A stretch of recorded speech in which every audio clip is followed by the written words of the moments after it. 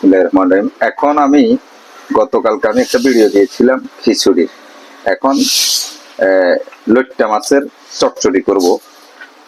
একটু সহজ পদ্ধতি, বিশেষ করে ব্যাচেলারদের জন্য সহজ পদ্ধতি এটা। কারণ ওরা তো প্রায় সময় ব্যস্ত থাকে, রান্না বান্না করতে পারে না, খুব সহজে যেন রান্না করে খেতে পারে। এই জন্য আমি 1 কেজি লইট্টা মাছ নিয়েছি, কেটে এখানে পেঁয়াজ দিয়েছি, কাঁচামরিচ দিয়েছি, তেল পরিমাণ মতো, তারপরে পরিমাণ মতো হলুদ, তারপরে পরিমাণ মতো মরিচের গুঁড়ো,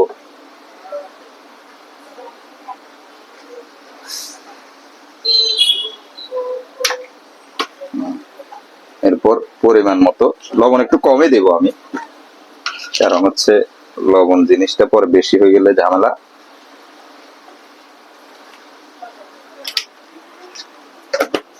এরপরে মাছের মশলা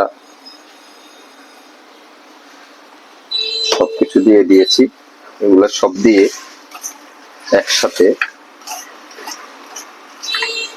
মাখায় ফেলতেছি আমি।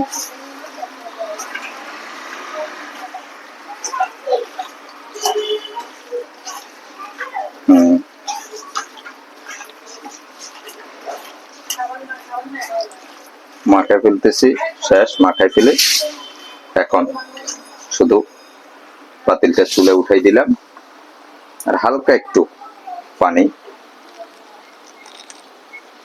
বেশি পানি না কিন্তু, হালকা একটু পানি দিয়ে দিলাম, শেষ। হালকা নিবু নিবু জালে দিয়ে দিলাম, সেট 10 মিনিট লাগবে এই তরকারিটা হতে। একটু টমেটো দিয়ে দিলাম,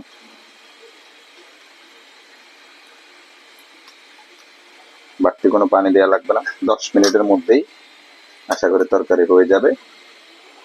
শুধু নামানোর আগে একটু ধনিয়া পাতা দিয়ে দিতে হবে, এই শেষ। মোটামুটি রান্না শেষ, এখন শুধু একটু ধনিয়া পাতা দিয়ে দেব। এরপর পানি দেওয়া লাগে নাই, কিন্তু পানি বের হয়ে গেছে, 1-2 মিনিট পরে আমি নামিয়ে